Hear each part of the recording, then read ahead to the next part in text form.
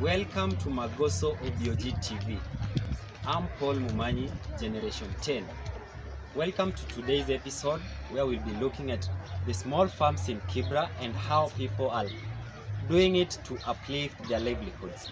Don't forget to subscribe to our YouTube channel. Welcome.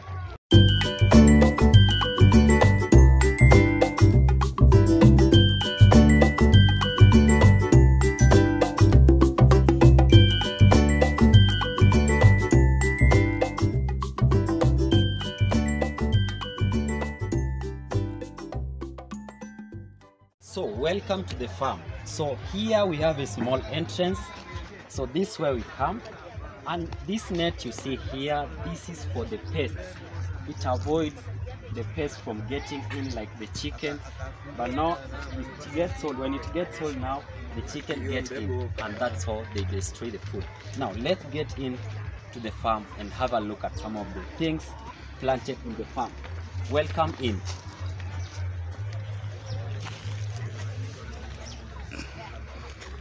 Now, as you can see, it is a small farm. We have a small farm here. It has many sorts of foodstuffs that are planted. We have chicken, and now I'm going to explain a few. Now, in Kibera, the most common foodstuff is this, which is sukuma wiki, the kales, mostly known as the sukuma wiki. It is the most common because it is available and it is cheap. So the sukuma wiki, you can see it is dominating in this farm because it does well in this region, in this climate, and it can sustain all types of the climate. So the soil here is a bit dry, but now the owners of the farmer, the soil, as you can see, it is dry, it is a bit stony, sandy, but now the farmer or the owner of this weeds the farm, irrigates it every morning, I think, and every evening, so that what he plants that does not dry up. Here again we have another type of vegetables, which is we call wandering Jew. It is also so common with the communities coming from the western of Kenya. So it is so common.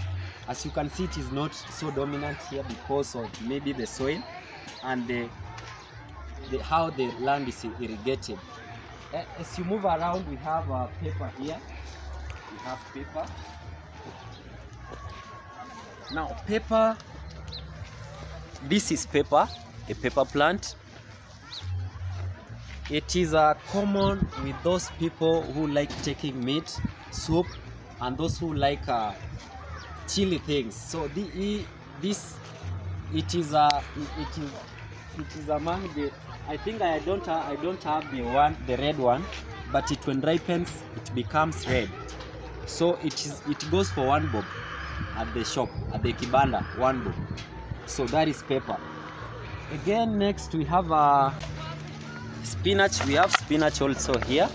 It does not do well here because of the water. There is shortage of water here because it does not rain. It rains once in a while. We have also chicken, where they move in, come and look for food. As you can see, they eat sukuma wiki, so that's why we had the net around the farm. They eat the sukuma wiki, and that's why you have the net around it. But as you can see, the net has some patches that has been destroyed, so that's why you have the chicken in here now, and that's why you see the veggies here. They have been eaten. They have been fed on by the chicken.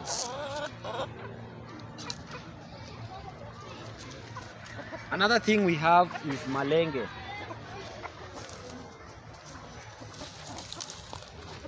So this is because of the conditions here, it dried up before it matured. It dried up because of maybe water, so it cannot be used, but it can do where we have water. So some of the challenges here the small farmers face, some of the challenges they face is like the net, they don't have the funds like they don't have, the farmers here don't have like what they can use to fence. Now you can see they are using nets. These are sleeping nets. They're supposed to be used in beds, but now they are here. So that is one of the challenges. The next one is water.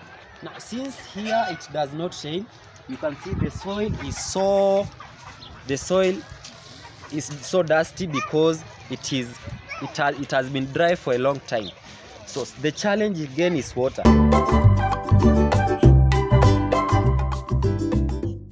Challenge, as we said, is the lack of water, but as these plants, they need water for them to grow. So we are going to look how these farmers strive to get the water to irrigate this farm. So let's go and check out how they do this.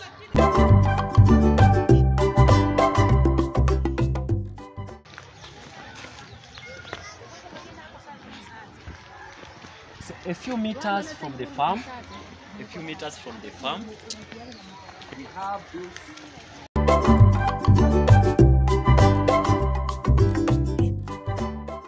river, or we can call it a sewer line, or mwalo. This is now where the small farmers get their water to irrigate the farm. This is where they fetch their small water and then they irrigate their farms.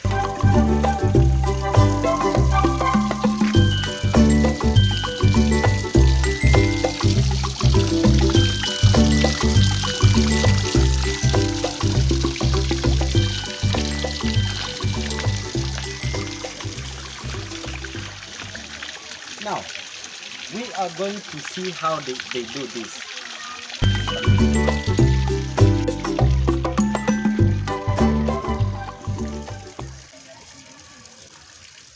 After they fetch the some water, now they turn to the farm, ready to irrigate their farm. This is the kind of water they use to irrigate whatever is there. And before it is ready for use, it must be clean, because we are not safe with the water here, so it must be clean before use. So let's go and try to irrigate some.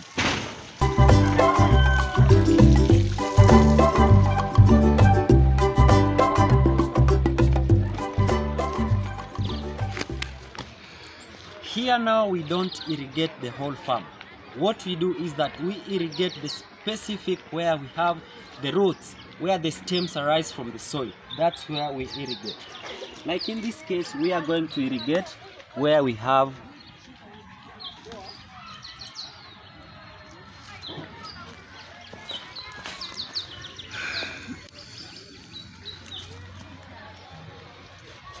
as you can see, the water is draining so fast. The water is draining so fast because the soil is so dry and it is in need of water. So when you put some water, it drains so fast. So that is a challenge the farmers have here.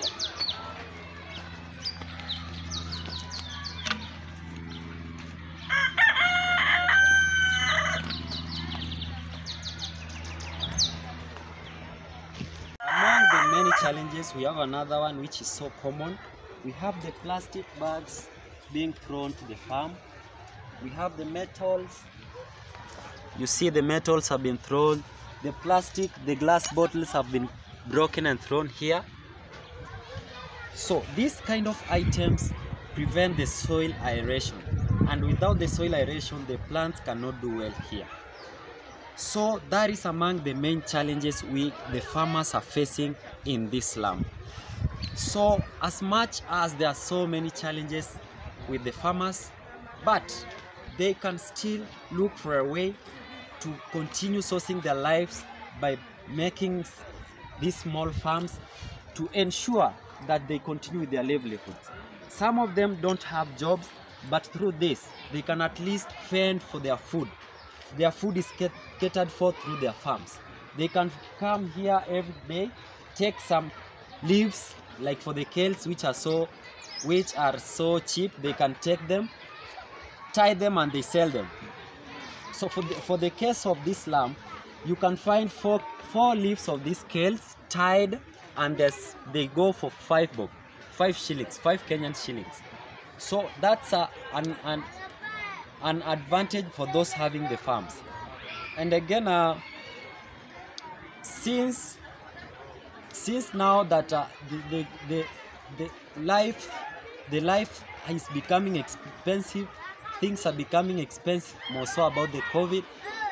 These farmers have an advantage because they can skip at least the cost of buying vegetables, come to their farm, buy, and they can do this, they earn an income.